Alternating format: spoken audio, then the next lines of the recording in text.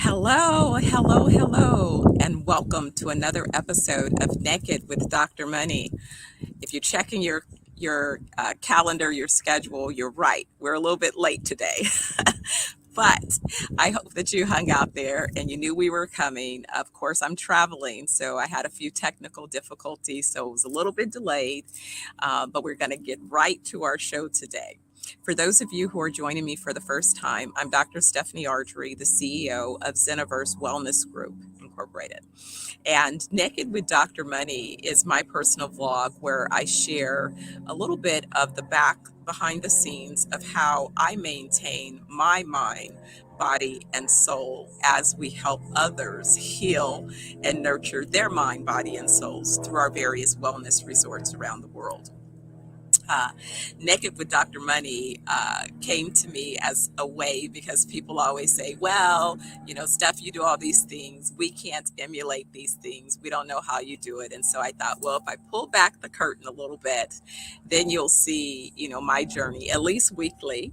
And the conversation and thoughts and focused that we put in place and that I personally put in place to focus on intentions so that I can manifest and create the life that I want to live every day rather than living through the nightmare that I've experienced, perhaps at times in the past. So, anyway, those of you again that know, our conversation is around mindset.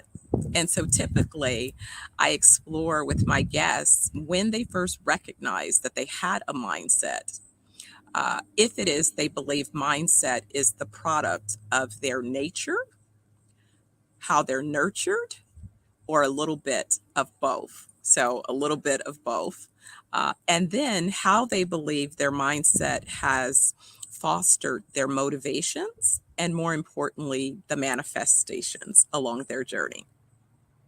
So today's guest is a good friend of mine. And so, when I get to have a conversation with a friend, sometimes we end up gushing a little extra about that. But Lisa Bishop and I go back, I'm going to say probably from, at least for me, I'm going to say around 15 years of age. And it's so funny because along this journey, when you meet someone, you never know if it's going to be a reason, a season, or a lifetime. And so, again, all of those things can vary. You never know along that journey. But I'm so happy that we've been able to sustain our friendship over this journey and, in fact, our sisterhood, because really, when you're going through this journey called life, you need some folks that are there, wherever you need them along the way. Lisa Bishop she's an expert in leadership development. She holds a master's of business administration.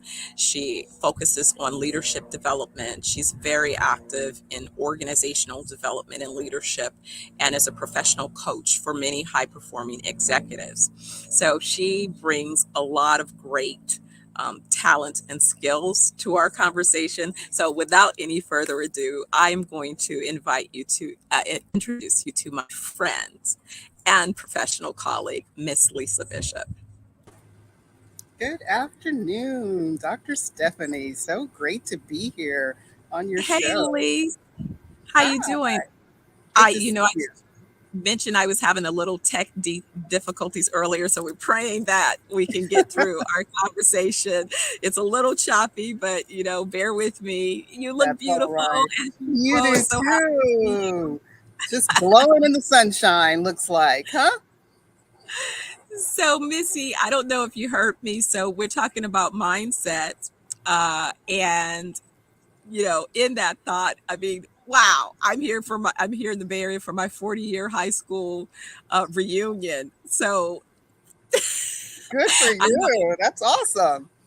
I know I'm really telling, I'm letting all the bags, the goods out the bag.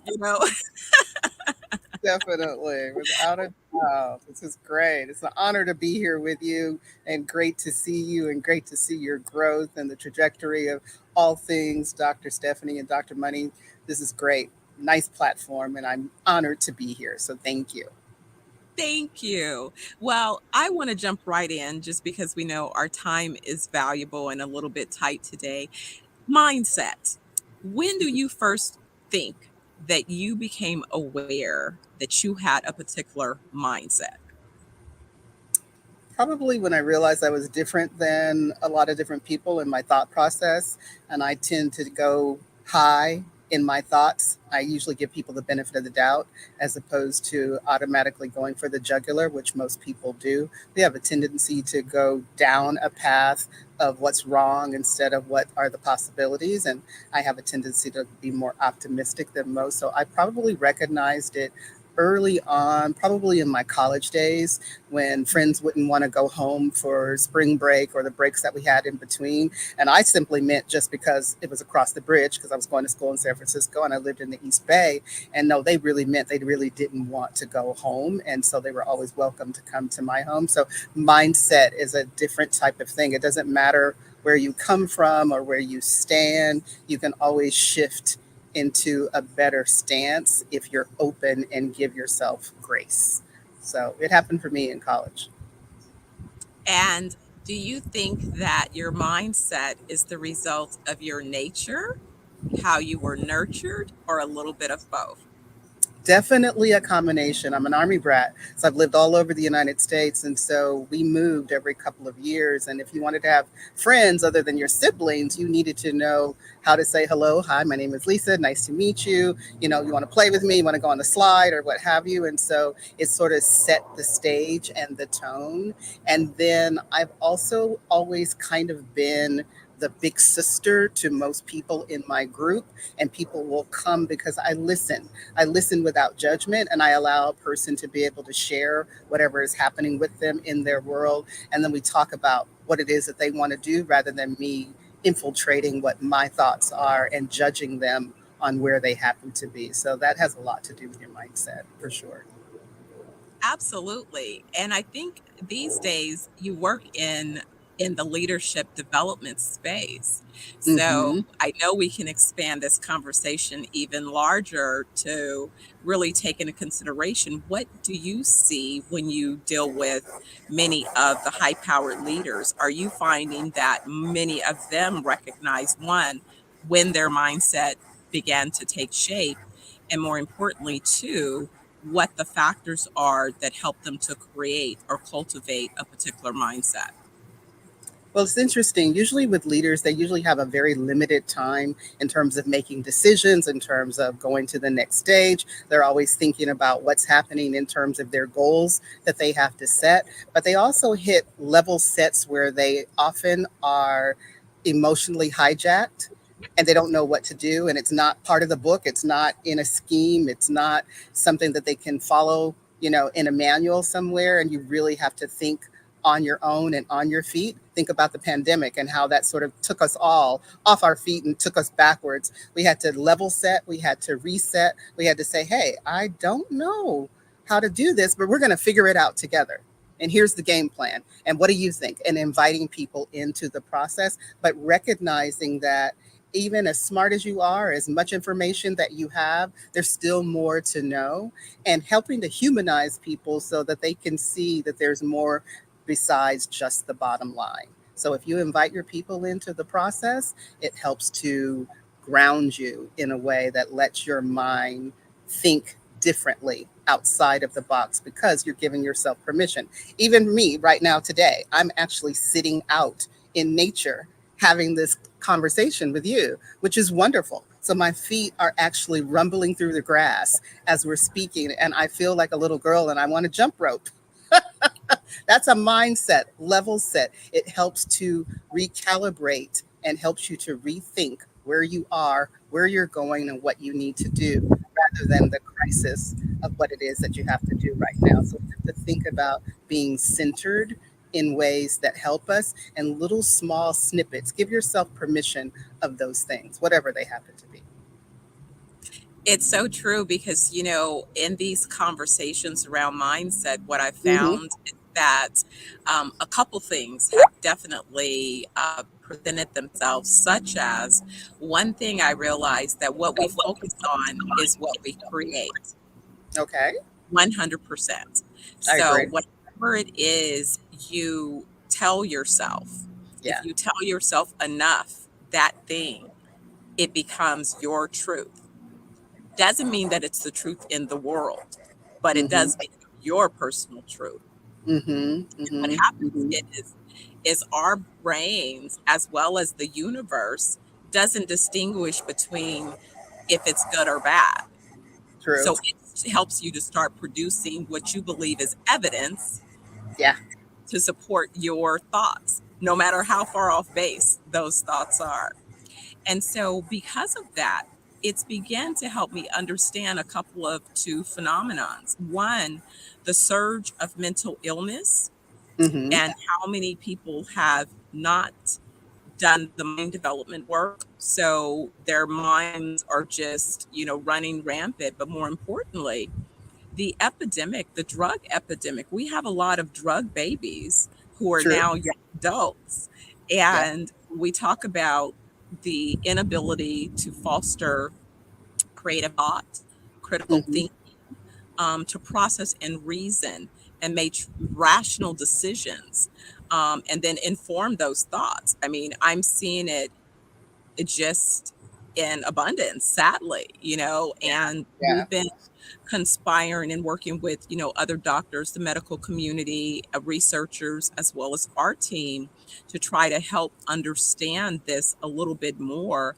Mm-hmm. It seems that now, thankfully, people are having the conversation, but kind of to that context, what do you see or what do you think as it relates to how well someone has developed their mindset, in terms of how their mindset influences their behavior and interaction, especially in leadership or in organizational roles and developments? Because again, we're seeing organizations with multi generations True. of workers attempting True. to coexist.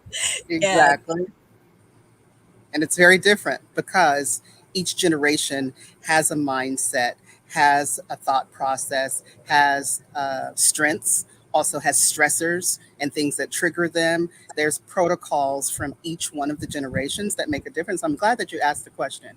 In terms of, and it's sort of multifaceted, so work with me as I try to respond to you that makes sense for your audience. When you're dealing with leadership, are you in a state of crisis, or the sky is falling, or the building's on fire? Are you in a state of newness or innovation where you're open and your mind is into the creativity of all things are possible? Are you in a mature stage where there's already a culture that's set and this is the way that we do things? Depends on where you are in terms of your leadership. If you're in a stage of growth, you'll have one particular mindset. If you're in a stage of maturity or things are going status quo and work a certain way, you're in a different type of mindset. If you're in a stage of decline or where you feel like there needs to be an ultimate change, those are different mindsets too. And they're approached differently.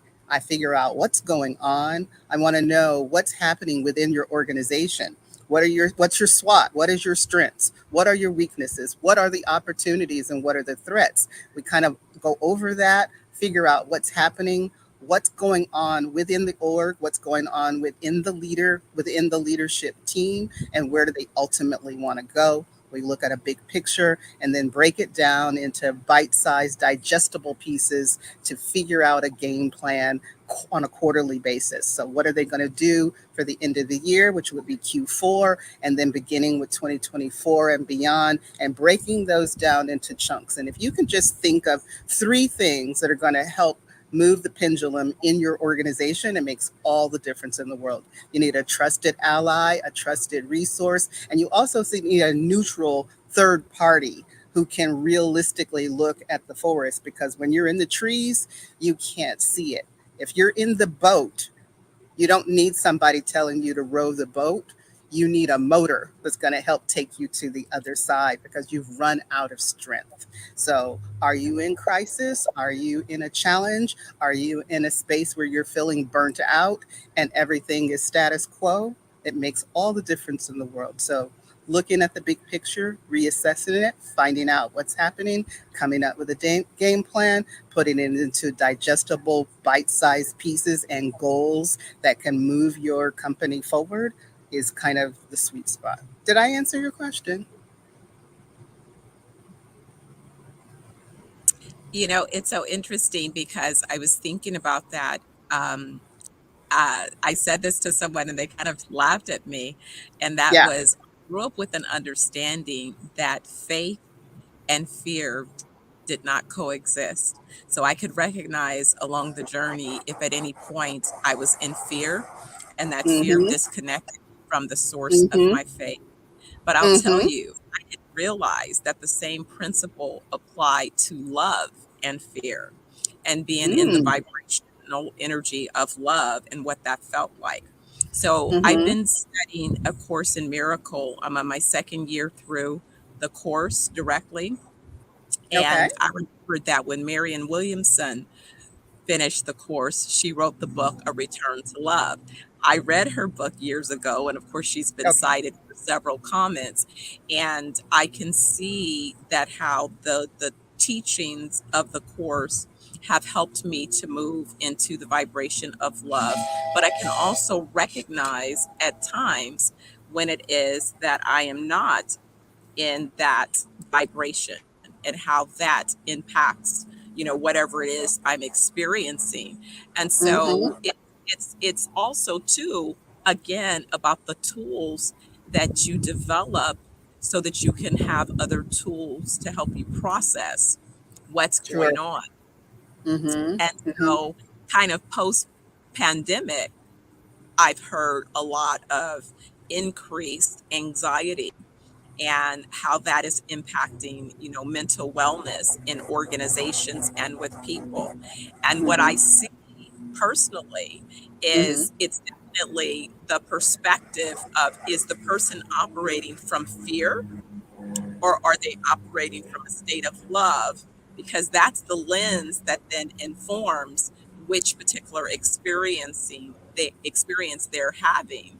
And more Mm-hmm. importantly, because of that, that informs how they then show up. Because most people don't realize it. When you show up, you're projecting yourself on the next person. You haven't even seen that person because you're living Groundhog Day in your own mind based on the memories that you're telling Mm-hmm. yourself. So, you know, Yeah, very where are, true. people that you're encountering along this kind of spectrum, if you will, of a little bit of mental wellness, but how that mental wellness is baked into their mindsets. That's a pretty loaded question and a great statement and a great observation because that's all about awareness. That's what this whole emotional intelligence is about. It's like, do I know who I am? Do I have the tools to take care of myself when I'm emotionally hijacked and I don't know what's going on or what to do, or something's blindsided me completely off my scope of my perfect to do list, if you will? And it's interesting because paying attention to what's happening with you makes a difference. If you give yourself permission to be okay, you're going to be okay. It isn't your job to make somebody else feel comfortable when they don't feel comfortable and project whatever is happening with them. But that's what's happening in the marketplace across the board. You kind of can't get around it. When you've rested properly, when you've had your proper nutrition and you're taking care of yourself, that stuff just rolls off of you like a water to a duck's back. But when you haven't had rest, when you haven't had your proper nutrition, when you haven't given yourself balance, all things are off and they're totally different. And your level of awareness is minimized significantly because you can only see what's in front of you. Your ability to see around you and what's happening is minimized significantly because your tank needs to be filled up. Figure out what you need to do to fill up your tank, and it'll make all the difference in the world, and you will show up differently. You can't give what you don't have. If you're operating on fumes, you're going to project on fumes. But you are not aware, you don't know. And if nobody pulls your chain and says, "Hey, Steph, are you okay?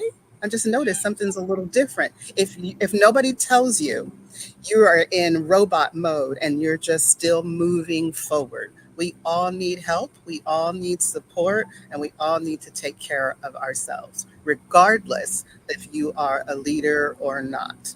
That's just in general. It's good for your health, good for the sanity, good for the world. It's such a difference because, we've always had, I've heard the statement over and over again about hurt people hurting people. But Yeah. as I've continued on this healing journey, what I've noticed is that healed people hear differently. And Yes. it's amazing because now Yes. when I have conversations with people who are hurting, they don't trigger me the same way that they could have been a trigger before I had really, taken deeper Mm-hmm. dives into my own Mm-hmm. healing journey. Mm-hmm. And it's interesting because you hear them projecting their pain, and that they're projecting themselves, as you're listening. Absolutely. And it's like, wow, it's like my cousin and I, he always had this saying, don't confuse me with the facts when my mind is already made up. And so, we would laugh about that. But I'm like, no, that's scary. There's people that really, they've made up their alternative facts. And unfortunately, the past administration really made that a thing. And there's this, population of people Mm-hmm. who really have bought into this. And then you also have them compromised, right? In ways that they don't realize. They're chemically compromised because of the horrible food that they eat, the drugs, prescriptions, and all. Like, they're in toxic bodies, and they don't Mm-hmm. realize that those toxins are feeding their brain. And then the brains are already compromised because so many of them, Right. again, are drug Right. babies. And Right. you add to it, and then they've added on this emotional trauma, much of it made up, right? But still added on. And what does anyone do when they're looking for ways? They try to find someone that they can associate it with, because otherwise they can't be a good victim, right? So That's you right. have a society of victims running around making up stuff and projecting it on the people. It's like, wow, how are we going to stop that trade? And we have to, We really which again, as I know do. We really do. that you do. That's interesting. The other day on LinkedIn, I saw this quote from Sarah Blakely and I loved it. And it says, your light may irritate a lot of unhealed people. Shine anyway. Oh my goodness. I think that should be my mantra forever because Sunshine is my middle name. And I believe it totally. And it's true.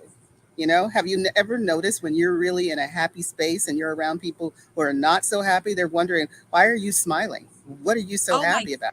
It just can't they be want to that tear great. you down. They want to tear you down Yes, so fast. Yeah. yes, yes, yes, Yes, and you yes. have to get away from them because their energy is toxic, and that energy will throw you off. Like, I realized I was having a conversation with Doc, and I kind of flashed a little bit, and then it was like, whoa, whoa, whoa, what's going on? And I'm like, wait a second, what Right. energy that I literally allow into this space? Like, I had to step back and clear the Yeah, energy, because it's yeah, like, I yeah. don't mean to talk to you in this, it has nothing to do, this has nothing to do with you. But thankfully, again, you're dealing with somebody who's healed, who's studied, who's worked in the space. So it's like, it's like, no, I have Mm-hmm. enough equity in with you, emotional equity, to know that if something is, off base, if you're off balance, okay, is she tired? Is she hungry? That's right. That's called a halt. Is she hungry? Is she angry? Is she lonely? Is she tired? Right, right. And What's the I met a trigger? guru the Yeah. other day who had a couple of others, and I can't remember what she added to them. But halt is a real thing, and it does make a difference. But the key here, Dr. Stephanie, is that you are aware. So you're able to catch yourself in real time and do something about it and pivot and make that a difference. What happens with the folks who are on fumes? They can't even spell halt, let alone figure out where they are because their tank needs to get fueled up again. Superman goes into the phone booth to get reprieve. Even the best of us need to take a break and recharge and re incentivize our senses, our body, our psyche, the whole nine yards. So, part of emotional intelligence is called self management. And self management means these are the tips and the tools and the things that I do to make myself okay when I'm off base. I'm aware. I'm off base, but I can still function. But what do I do? Sometimes I'll inhale lavender oils or essential oils. I drink water with peppermint essential oils and basil and lemon. It makes me feel good. I listen to Zen music in the background when I'm on a Zoom call. All these things to keep me grounded and centered. Think about it and ask your folks what is it that they do to make themselves okay in the midst of either chaos, being thrown off base, you're going down the line, everything is going like you thought it was, and all of a sudden something happens that you didn't anticipate. You still have to produce, you still have to perform, you still have to show up. But how you show up and what you do for yourself to be okay in the process makes all the difference. Are you there? I think I might have lost her.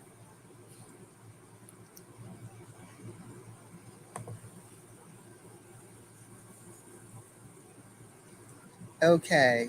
I think Sorry, I got bumped out, but I guess that's a sign I'm supposed to be on another show anyway. So, Lise, why don't you tell people how they can get in contact with you? Because I know that you're a fascinating leadership coach, and we're going to be doing crucial conversations because it feels like the world needs to get trained don't on. they? Absolutely, without a doubt. Well, thank you again. It's a privilege. My name is Lisa Bishop.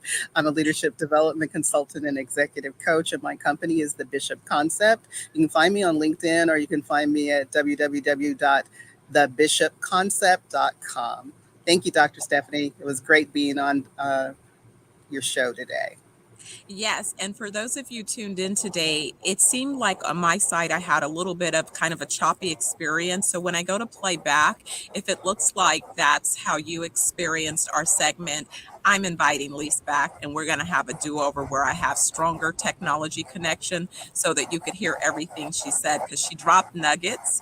So I hope you got it. I saw a couple thumbs up, so I'm going to presume that you're getting it good, even though I'm getting it a little bit choppy. But Lise, as usual, thank you, my friend, my sister, for joining me. Nothing And but love. two is coming up. All My right. pleasure. Thank Real you. soon. Take care. So again, guys, again, we were a little bit late starting, but remember, if it's Wednesday and it's noon Pacific Daylight Time, it's time for Naked with Dr. Money. I hope you'll join me again next week. I don't remember now who the guest is for next week, but look out and tune in, and I hope to see you there. Our conversation is always about mindset, motivations, and manifestations, and encouraging you to love on you. So until next week, here's my big hug to you, and I'll see you soon. Mwah. Smooches. Be well.